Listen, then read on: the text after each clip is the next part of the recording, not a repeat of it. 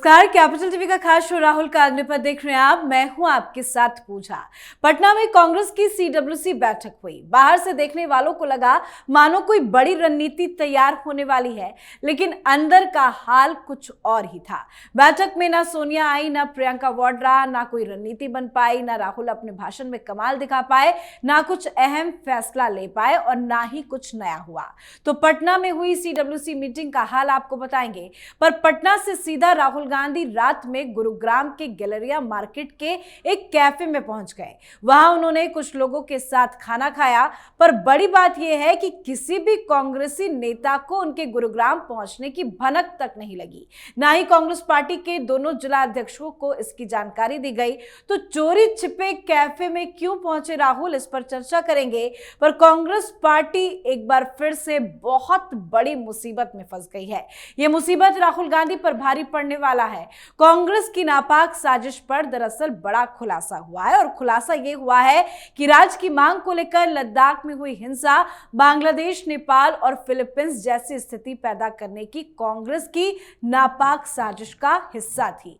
लद्दाख में कुछ विरोध प्रदर्शनों को जेन जी के नेतृत्व में होने का दिखावा करने की कोशिश की गई, लेकिन जब जांच की गई तो पता चला कि यह जेन जी का विरोध प्रदर्शन नहीं बल्कि कांग्रेस पार्टी का विरोध प्रदर्शन था। तो इस पर भी पूरी डिटेल्स आपको देंगे और चर्चा के लिए मेरे साथ स्टूडियो में मौजूद हैं कैपिटल टीवी के एग्जीक्यूटिव एडिटर राजीव जी। सर, आपका बहुत बहुत स्वागत है। पहले तो आप सर ये बताइए कि पटना में जो सीडब्ल्यूसी की मीटिंग हुई है वहां पे क्या कुछ हुआ। देखिए, पटना में सीडब्ल्यूसी की बैठक में राहुल गांधी ने एक कमाल का काम किया। ये पूरी तरह से यू टर्न ले लिए। इन्होंने अपने सारे पहले वाले मुद्दे जो वोट चोरी कह रहे थे उसकी चर्चा नहीं हुई। चर्चा हुई अब जातीय समीकरण पर। क्यों? क्योंकि इनको फीडबैक मिल रहा था, पता चल रहा था बिहार के अंदर से। कांग्रेस के नेताओं ने कहा कि भारतीय जनता पार्टी और जनता दल यूनाइटेड, इसका जो गठबंधन है, ये अभी चुनाव जीत चुकी है। अभी के अगर देखा जाए कि सिचुएशन कैसा है तो महागठबंधन के जितनी मेहनत है उस पर पानी फिर चुका है। नीतीश कुमार एज लेते दिख रहे हैं।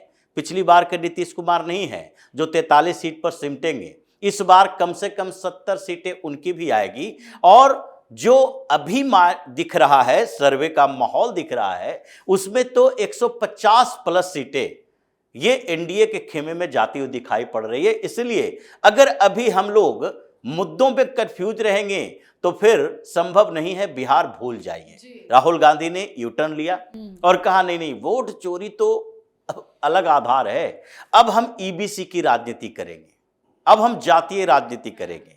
और ईबीसी में जाति कौन कौन सी है? ये सिर्फ हिंदुओं की जातियां नहीं है, ये मुसलमानों की भी जातियां हैं, क्योंकि ये वर्ग है। ओबीसी ईबीसी वर्ग के आधार पर रिजर्वेशन देने के लिए बनाया गया।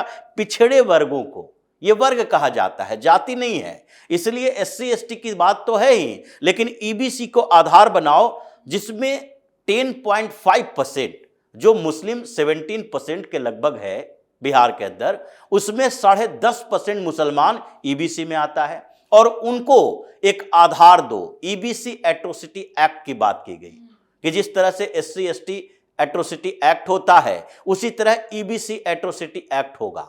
और उस पर हम लोग नियम बनाएंगे, कानून बनाएंगे, फिर 50% से ज्यादा रिजर्वेशन का कैप बढ़ाएंगे और फिर ईबीसी का जो रिजर्वेशन है पंचायत चुनाव में भी 20% से 30% कर देंगे, सरकारी नौकरियों में भी देंगे। और फिर जितने एजुकेशन इंस्टीट्यूशन हैं उन सब जगह पर हम ईबीसी को बढ़ाएंगे। ये ईबीसी की बात करने लगे। क्यों? क्योंकि ईबीसी ऐसा वर्ग है जो नीतीश कुमार का क्रिएट किया हुआ है। क्योंकि बिहार में जो ओबीसी की राजनीति हो रही थी वो यादव डोमिनेटेड पॉलिटिक्स थी। जैसे कि हरियाणा में भारतीय जनता पार्टी की जीत का एक बड़ा आधार होता है कि वहां एंटी जाट सेंटिमेंट होता है ओबीसी के अंदर, कि जाटों का वर्चस्व है, सारे मुख्यमंत्री जाट होते हैं, तो ये हम लोगों को दबाता है। इसलिए ओबीसी उसके साथ न जाए जो जाट डोमिनेटेड पॉलिटिक्स करती है, और कांग्रेस वही काम करती है। हुड्डा परिवार हो या इससे पहले का परिवार हो, वहां पर जितने बड़े नेता इनके हैं, सुरजेवाला, हुड्डा, ये सब जाट डोमिनेटेड पॉलिटिक्स करते हैं, जाट नेता ही हैं। तो ऐसे में बिहार में भी यही चल रहा था, इसलिए नीतीश कुमार ने ईबीसी की बात की और इसलिए उनके साथ खड़ा रहा, और ये 36% के आसपास है। तो ऐसी स्थितियां पैदा हो गई कि इनको ईबीसी कार्ड खेलना पड़ा। लेकिन जैसे ही ईबीसी की बात करने लगे, राजद के नेता नाराज हो गए कि भाई ये जो ईबीसी की जातियों को अगर ये शस्त्र दे देंगे एट्रोसिटी एक्ट का, तो ये इस्तेमाल तो उन्हीं के ऊपर करेंगे, यानी यादवों के खिलाफ ज्यादा इस्तेमाल होगा।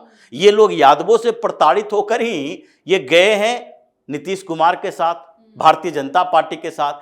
तो इसलिए अब राजद और कांग्रेस में ईबीसी कार्ड को लेकर घमासान चलना शुरू हो गया। लेकिन कांग्रेस ने जो यू टर्न लिया, राहुल गांधी ने यू टर्न लिया, वो बिहार के नेताओं के दबाव के कारण कि अगर ऐसा नहीं करेंगे विस्फोट होना तय है।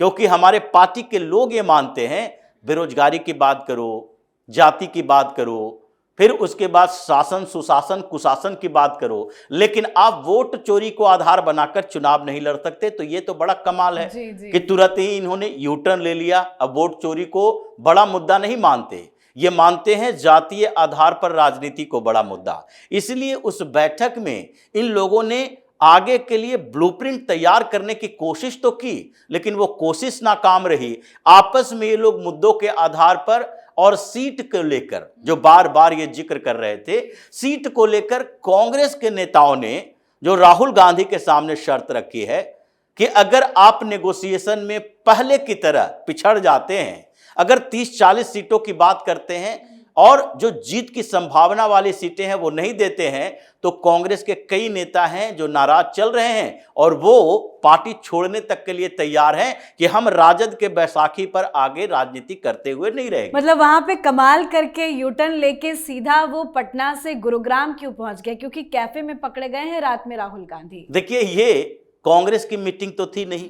कांग्रेस के नेताओं को तो बुलाया नहीं था। तो अब किससे मीटिंग करने के लिए गए थे, 1-2 दिन में पता चल जाएगा। क्योंकि इनको कुछ समय के बाद कुछ ऐसे लोगों के साथ मीटिंग करने के लिए चुल मचता है कि चलो भाई, अब हम वो पुराने दोस्तों के साथ, उन लोगों के साथ जिसके साथ दिल्ली में नहीं मिल सकते, गुरुग्राम में मिलो, कहीं और मिलो, विदेश न जाओ तो इधर ही कहीं ना कहीं मुलाकात कर लो। तो ये अचानक से हरियाणा की तरफ जो गए हैं, ये गुरुग्राम गए हैं। इस बीच गुरुग्राम में कुछ हंगामा चल रहा था सोसाइटी को लेकर, और वहां भी ये कोई कॉन्स्पिरेसी होगी कि जो बड़े शहर हैं, क्षेत्र हैं, उन जगहों पर जो युवा हैं वो बड़े जल्दी उत्तेजित होने की संभावना उनकी रहती है। और गुरुग्राम में इन दिनों जो थोड़े बहुत क्राइम हुए हैं उसको लेकर वहां लगातार पिछले 3 महीनों से कम 10-12 प्रोटेस्ट हो चुके हैं। और उस प्रोटेस्ट में आगे कांग्रेस के लिए क्या संभावना है, यही देखने राहुल गांधी गए थे कि आगे प्रोटेस्ट को कैसे हिंसक बनाया जाए। जैसे लद्दाख वाली बात हो रही है, उसी तरीके की ये प्रोटेस्ट ऑर्गेनाइजर है, और उन लोगों के साथ, उन एनजीओ के साथ मीटिंग करने के लिए गए जो कि आगे इस प्रोटेस्ट को हिंसक बना सके। और अगली बारी गुरुग्राम की है। अगर वहां पर ये सैनिक की सरकार सचेत नहीं हुई तो राहुल गांधी वहीं आग लगाने की तैयारी में बिल्कुल। और ऐसे में सर चिंता का विषय भी बनता है, क्योंकि कल जो लेह से तस्वीरें आई, जिस तरह से हिंसा भड़की, और आज बताया जा रहा है कि उसके पीछे कांग्रेस पार्टी का हाथ है।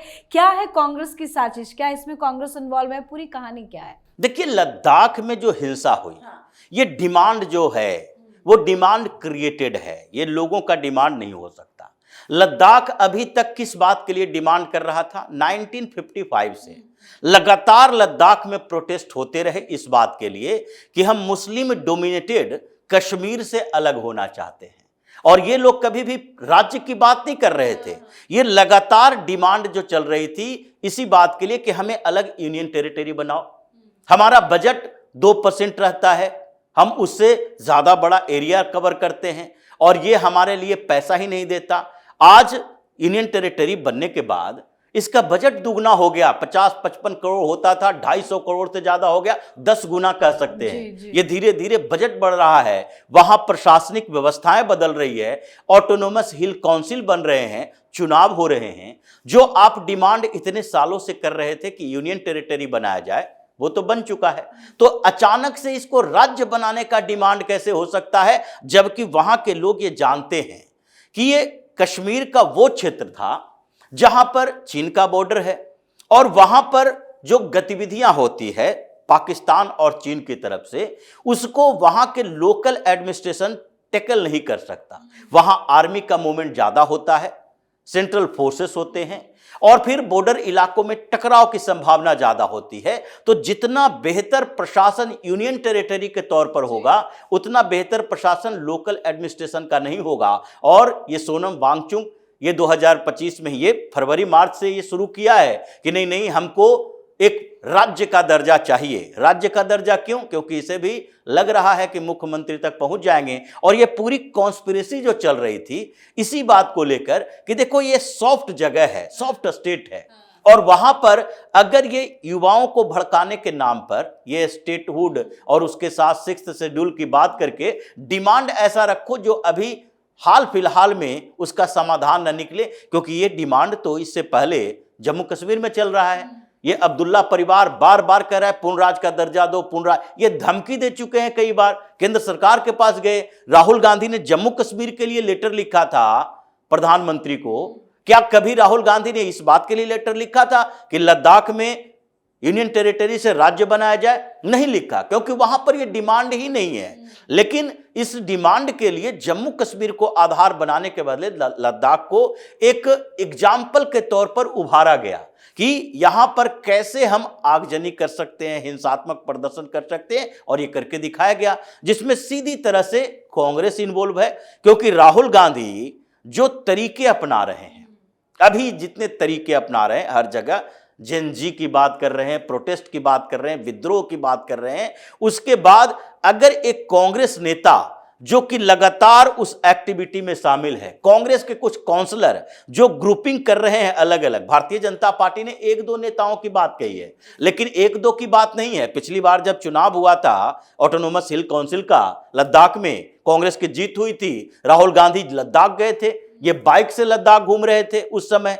लेकिन उसके बाद जो वहां पर काउंसलर को भड़काया गया, उन लोगों ने ग्रुपिंग की और फंडिंग हुआ। ये दिल्ली से बैठकर पैसे दिए गए और पैसे देकर इन लोगों को आग लगाने के लिए कहा गया बीजेपी के दफ्तर में।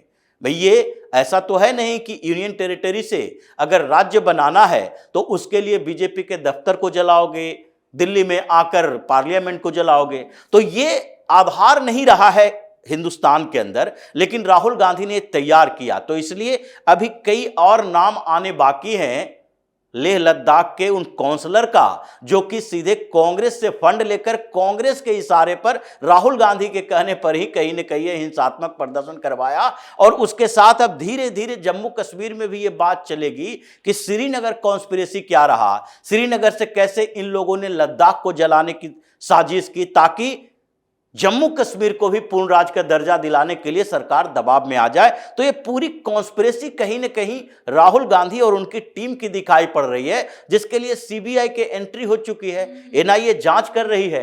अब धीरे धीरे ये स्पष्ट होगा कि कैसे इन लोगों ने इनडायरेक्टली नेटवर्किंग करके एनजीओ को वहां पर भेजकर और अंतरराष्ट्रीय स्तर पर जिसका सीधा संबंध है सोनम वांगचुक या फिर जितने यहां मैग्सेसे अवार्डी होंगे। देखिए अरविंद केजरीवाल ने सोनम वांगचुक और लेह लद्दाख के इस प्रदर्शन के लिए लंबा चौड़ा पोस्ट लिखा है कि नहीं नहीं इसका समर्थन करते हैं। अगर देश में ऐसे ही मोदी की सरकार लोगों की भावनाएं दबाती रही तो हर जगह पर देश में लोग ऐसे सड़कों पर उतरेंगे। ऐसे ये सारे के सारे लोग जो एंटी मोदी गैंग एक्टिव हुआ है, उसका मकसद ही है कि देश के अंदर अलग अलग क्षेत्रों में अराजकता पैदा करो और उस अराजकता से इनको जो पोषण मिलता है, एनर्जी मिलती है। जैसे मणिपुर में दोनों के दोनों लोकसभा सीटें जीत गए, वही आधार इन लोगों ने अराजकता के लिए बनाया है। क्योंकि हिंदुस्तान भारत के अंदर तख्ता पलट तो हो नहीं सकता, हाँ। मोदी वो नहीं करने देंगे और यहां पर अराजकता पैदा होगा तो लोकतंत्र के आधार पर इन लोगों को भ्रमित करके कम से कम वोट को बदला जा सकता है। यही तरीका ये लोग अपना रहा है। बहुत बहुत धन्यवाद सर समझाने धन्यवाद के लिए। तो लद्दाख में जो कुछ भी हुआ वो कोई साधारण विरोध नहीं था। राज की मांग के नाम पर कांग्रेस का ये गंदा खेल था। राज की मांग के नाम पर जो हिंसा फैलाई गई वो कांग्रेस की नापाक साजिश का हिस्सा था। पहले इसे जनजी आंदोलन का रूप देने की कोशिश हुई, मानो ये युवा पीढ़ी का स्वतःस्फूर्त आक्रोश हो, लेकिन सच्चाई जांच में सामने आ गई। ये जनजी नहीं बल्कि कांग्रेस प्रायोजित आंदोलन था। लद्दाख को अस्थिर करना, भारत की सामरिक शक्ति पर चोट करना, यही कांग्रेस का असली मकसद लगता है रह गया है, और जिसके पीछे राहुल गांधी का भी हाथ बताया जा रहा है। तो आपकी क्या कुछ राय है, कमेंट करके लिखिएगा। देखते रहिए कैपिटल टीवी। नमस्कार।